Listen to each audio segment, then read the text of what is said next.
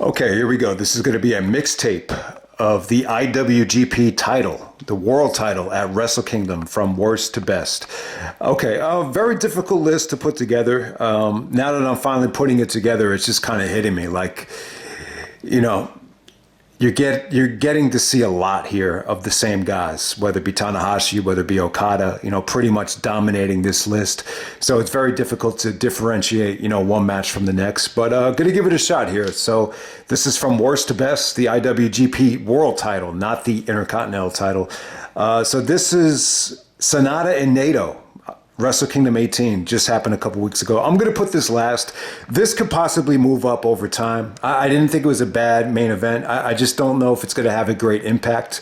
It totally depends on Sonata. If Sonata ends up, proving people wrong and, goes on a tear and wins the belt again, who knows? But at this point, it just felt like a lot of people were definitely underwhelmed with Sonata's title reign. I thought Naito put on a good performance. It's definitely a good main event. It's definitely one of the best things on Wrestle Kingdom. I just don't think it's going to hold up well over time, compared to, your vintage, Tanahashi or Okada, title match. At number 21, we got Tanahashi actually taking on Taoki. Is it Teokia? How do you pronounce his name? I'm not sure. Pretty impressive stuff. Just because I have this low, it doesn't mean it's bad. It was cool. This is the first Wrestle Kingdom. It's actually not the main event, I believe. The Great Muta actually wrestled in the main event here. But yeah, Tanahashi was young. He was fresh. He was ripped. He really, it felt like he was really breaking through and, really kind of made Wrestle Kingdom. In some ways, I hate to use the analogy, but it does feel like Tanahashi is the Hogan when you look at the legacy of Wrestle Kingdom, because he was always in the championship mix for the most part. But this dude came off like a villain. He definitely had a bald head. His ring attire, he was wearing red pants. Definitely kind of like a throwback. Almost felt like he was wrestling a Ninja Turtle villain. But it was still pretty engaging stuff. It really wasn't bad at all. It just wasn't. It wasn't like a great showcase of athleticism featuring both guys in their prime or anything like that. But it was definitely something interesting. So definitely check it out. That's Tanahashi's first title defense at the very first Wrestle Kingdom. At number 20, I got Okada actually taking on Shingo. This was from Wrestle Kingdom 16, Night 1, 2022. I just think Shingo and Okada had better matches than this. I think the match that they had at the New Beginning, blew this away. I don't know what it was. Maybe the crowd just wasn't fully recovered from the pandemic yet, or maybe Okada's saving his energy for the next night. I have no idea what it was, but it's still something good. I mean, it was still cool to see Shingo, main event Wrestle Kingdom. He definitely deserved it because he's that good. So you get to see him mix it up here. But I just think at this time you could see, they even talked about it on commentary that Okada was starting to really, feel it, once he got to this age. At number 19, I got Hiroshi Tanahashi actually taking on Kishimoto. This is from Wrestle Kingdom 3, 2009. So Tanahashi versus the Great Muta. Pretty good stuff, man. I thought Muta still had it. He was able to deliver the Shining Wizard, the moonsault. It definitely had its moments where it really felt like Muta is the legend that's just not going to hang it up, and Tanahashi has to dethrone him. I thought it was pretty good. Still pretty good stuff, man. I think at the time, people kind of, looked at it like, it really wasn't, that great of a, matchup in terms of, both guys being equal. But hey,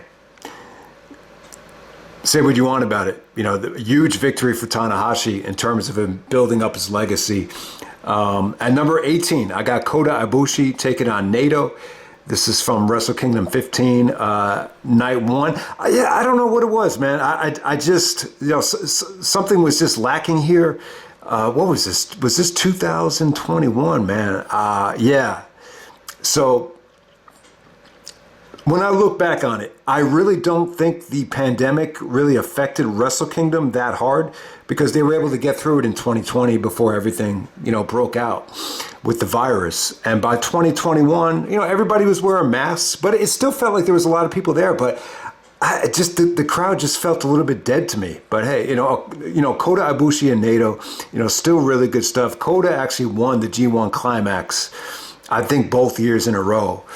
In 20, I think it was 2020 and 2021. To main event Wrestle Kingdom. So there you go with that. But out of the three Kota Ibushi matches, I definitely think this was the weakest, and a lot of it just had to do with the atmosphere. At number 17, I got Okada taking on Jay White.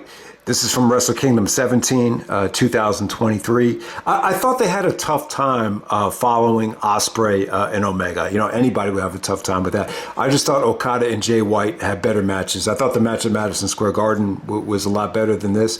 But hey, it was still good stuff. It was still good. It just kind of felt to me like, maybe they're kind of overdoing it with Okada, winning the IWGP Championship in the main event almost every single year. But it's a testament to how good Jay White was. The fact that he was able to, get to this level after, seeing him where he was when you look at an ROH show from 2016. At number 16, we got Kurt Angle actually taking on Yuji Nagata. This is actually from Global Impact. So it was actually the IWGP third title at the time. So I don't know the whole story here. All I could tell you is I remember Brock was the champion, and the only guy he wanted to lose it to was Angle. So Brock actually lost to Angle. I think it was like on June 25th, 2007. It was around the time of like the Benoit incident, which is really, really, eerie to think about. But yeah, Nagata was talking about how Angle wasn't the true champion because he wasn't defending the belt. So there was actually another, IWGP championship match, later on in the night. But the bottom line is, I thought Angle and Nagata was good. The match I have here had a lot of commercial breaks. TNA actually uploaded this on DVD. They actually put it on Angle's TNA Champion DVD. So that's what I watched it on. I did not see that it was on New Japan World for some reason. It wasn't part of the layout where you could just skip to the matches. So, but hey, Angle and Nagata. Angle even said this is one of his favorite matches. I think with Nagata, he kind of gave it like a realistic, fight type of feel. Just some of the blocking that was done here was just really, really good stuff. Great headlocks. The suplexes from Nagata, came off great. I thought Nagata actually brought the best out of Angle, believe it or not. So Angle goes over, but it was still an awesome match. To me, this is when Nagata, was still in his prime. I think Nagata at this point, looked better than ever from what I've seen from him. At number 15, we got Hiroshi Tanahashi taking on Minoru Suzuki. This is from Wrestle Kingdom 6 from 2012. Okay, so it was pretty good.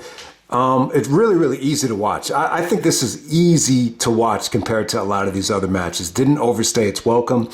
I just feel like this with Tanahashi and Suzuki, they definitely had a classic in them. This just wasn't it. This, I don't know why, but this felt a little bit rushed.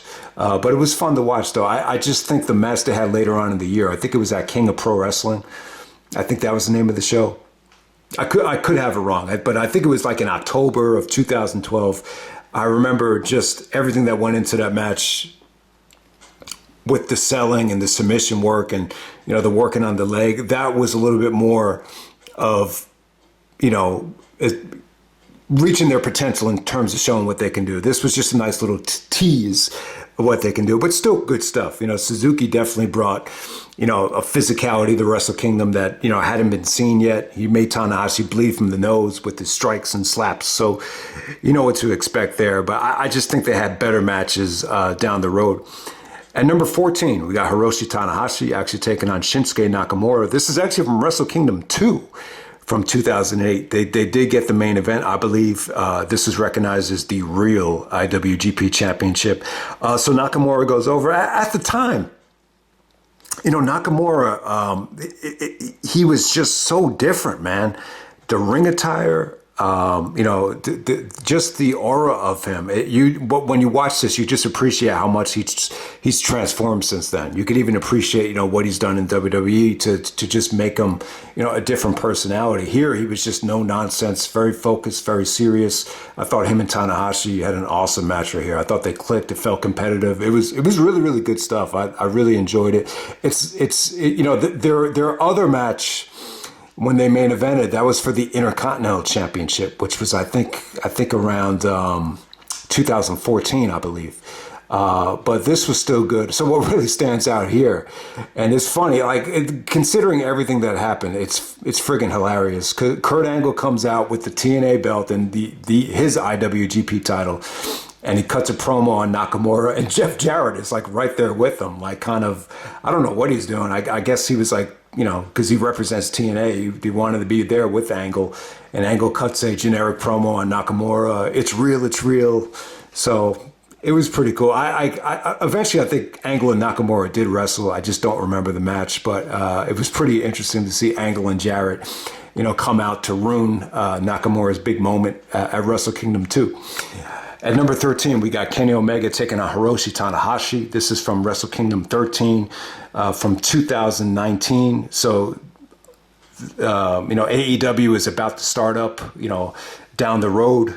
We're coming off of All In right here. So Omega has a ton of cachet, a ton. He's actually the IWGP champion here. He actually loses to Tanahashi. At this time, you could definitely tell Tanahashi is starting to deteriorate a little bit.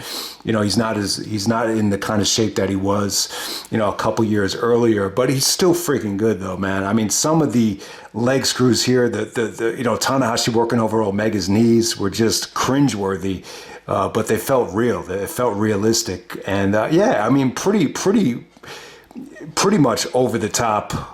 Lots of action. Omega was great here, so I think this is a nice little test for him. You know, it's kind of funny. So Omega actually main events 2 Wrestle Kingdoms. One against Okada, and the next one against Tanahashi. He does not win either of them, but god damn it, it was a great match. This was kind of like Tanahashi's last hurrah in the Wrestle Kingdom main event scene, but it was still great, man. God, Kenny Omega was friggin' awesome here.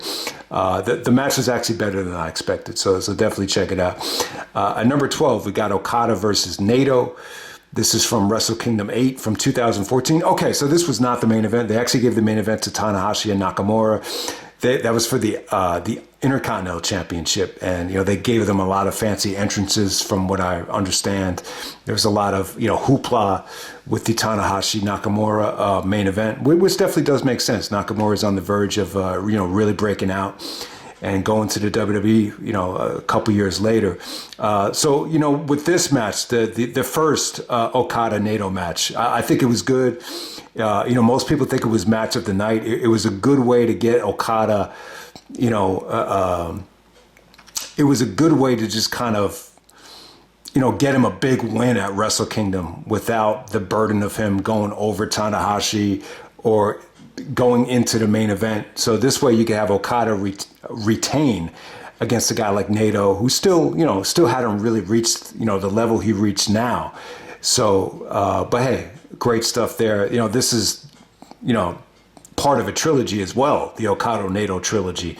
You know, it actually kind of ends the same way, with Okada passing the torch to Naito, as we'll see. At number 11, we got Okada taking on Ospreay. This is from Wrestle Kingdom 16, Night 2, 2021. You know, pretty good stuff. You know, Ospreay was great here. You know, I mean, he busted out some amazing things, great high flying. I thought him and Okada, they really kind of, you know, bit each other's finishers. You know, Ospreay mocking Okada. Okada, you know, steals the Stormbreaker. Ospreay, you know, teasing him with the you know, the Rainmaker stuff. So pretty much what you would expect. I can't say that it was that much better from their Battle in the Valley match. I think the thing that was lacking with this one, and this is from 2022. I got the year wrong here. So this is 16 Night 2 from 2022. So Okada actually loses to Ospreay. It actually takes 2 Rainmakers. But yeah, pretty good stuff. I just think at the time, the same problem that Okada had with Ibushi. I just think the fans were kind of, dead, for the most part. I think that's what really held it back. But it was still pretty awesome stuff. You get to see Will Ospreay, main event Wrestle Kingdom. So I got that at number 11. At number 10, I got Tanahashi versus Kojima. This is from Wrestle Kingdom 5 from 2011. Underrated stuff. Really good stuff. Tremendous, selling, from Kojima, selling the crap out of his arm. Tanahashi did some breathtaking leg screws to Kojima.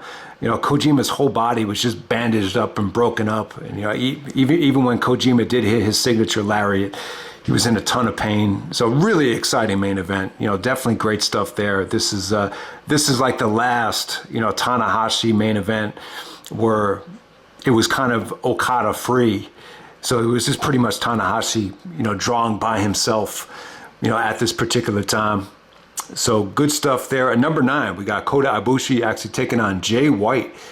This is from Wrestle Kingdom 15, Night 2. God, this went long as hell. This was like 45 minutes. Jay White did some great heel work here.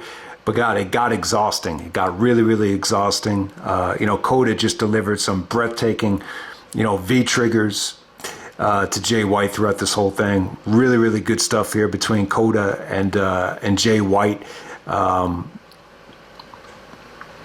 And yeah, it sounded to me just from the commentary, just from the way Kevin Kelly was praising Jay White here, that this was kind of the breakthrough moment where they were really going to go through and give him a big push down the road, and that's exactly what happened. He was probably already champion by that point, but it really felt like it felt like a huge match for Jay White, the main event Wrestle Kingdom, and have a match that long and that kind of quality. I will say this: I didn't expect it to go that long. So in a situation like this, you really have to kind of pace yourself for the kind of match that they had. I'll definitely say that. At number 8, we got Okada taking on Kota Ibushi. This is from Wrestle Kingdom 14, Night 2, from 2020. So yeah, man, great stuff between Okada and Kota Ibushi. Just a very attractive main event there. So Kota, I believe he comes up short after winning the G1 Climax tournament. But yeah, Kota had some really, really, interesting matches, going into the 2020s. And it's funny, the one thing that stands out about Kota is just the kind of shape he was in. I think he was in amazing shape.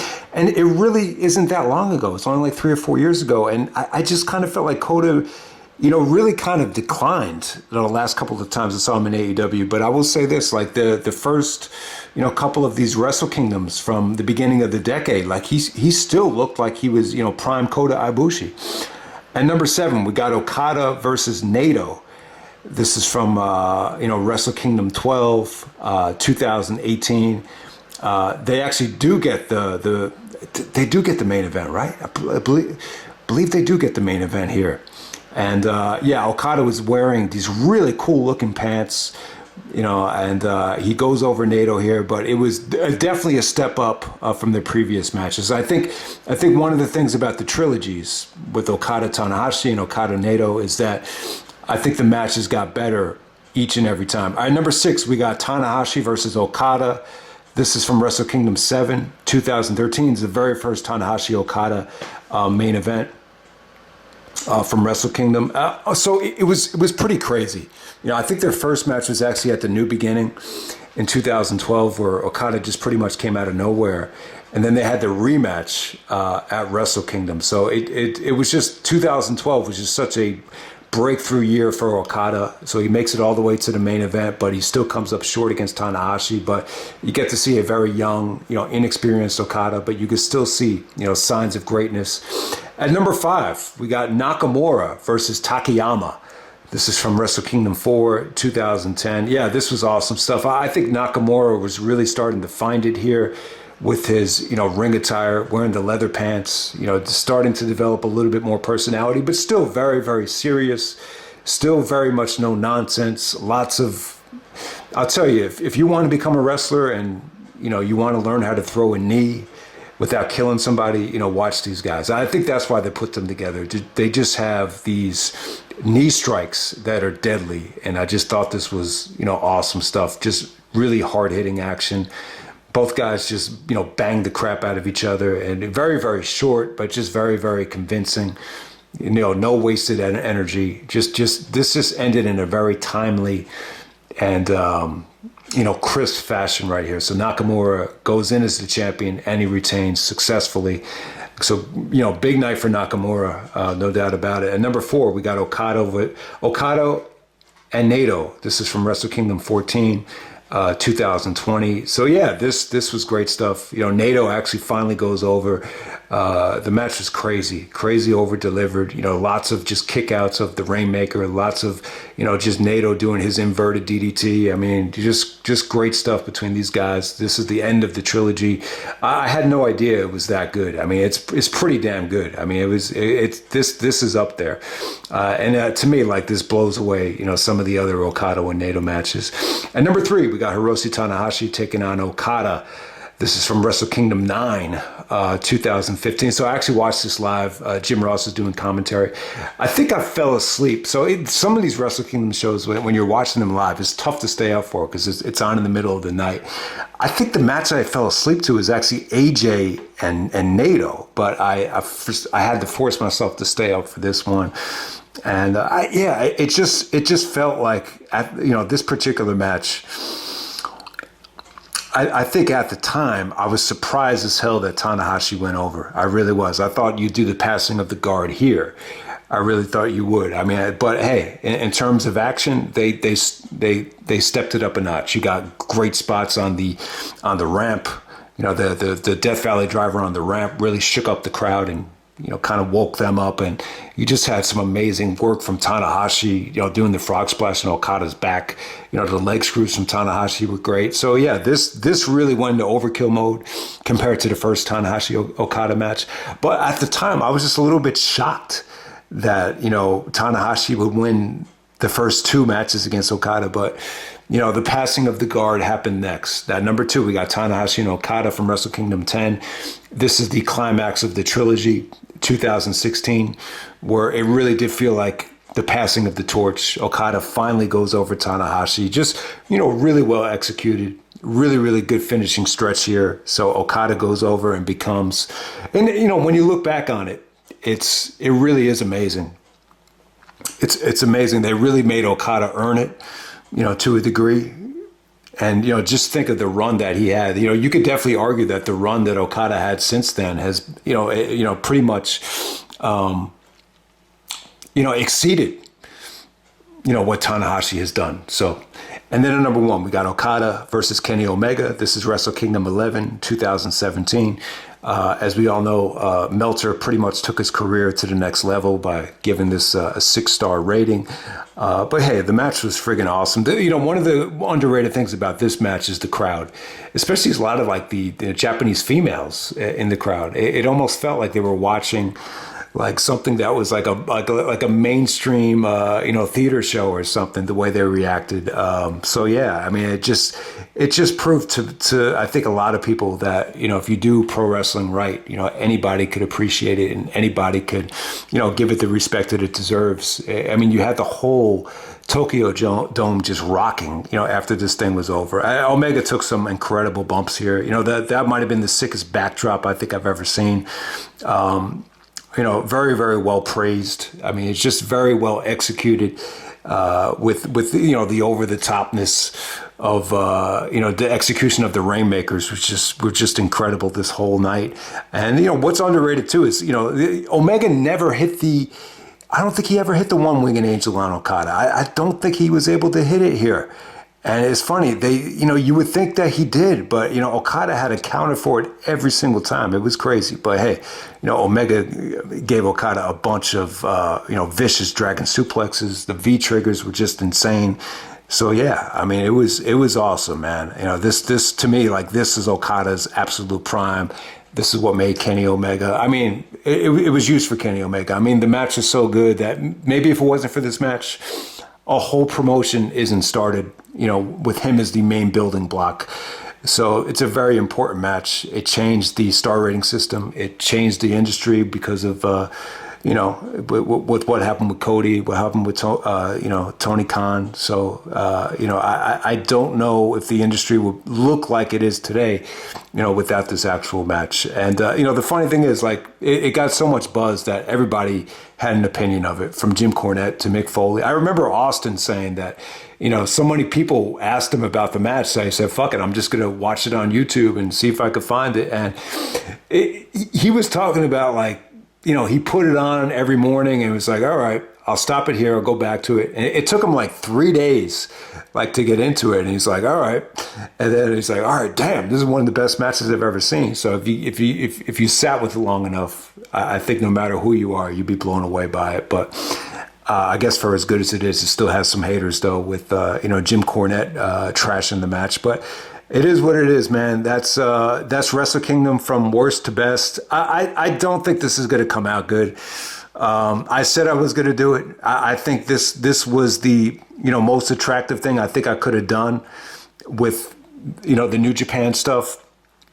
But hey, I think, you know, if you haven't seen all these shows, I think you need to be like a diehard New Japan fan to even, you know, sit through this whole thing. So I don't know how this came out, but this is the best I could do. This is Wrestle Kingdom, the IWGP Championship from worst to best, and I'm out.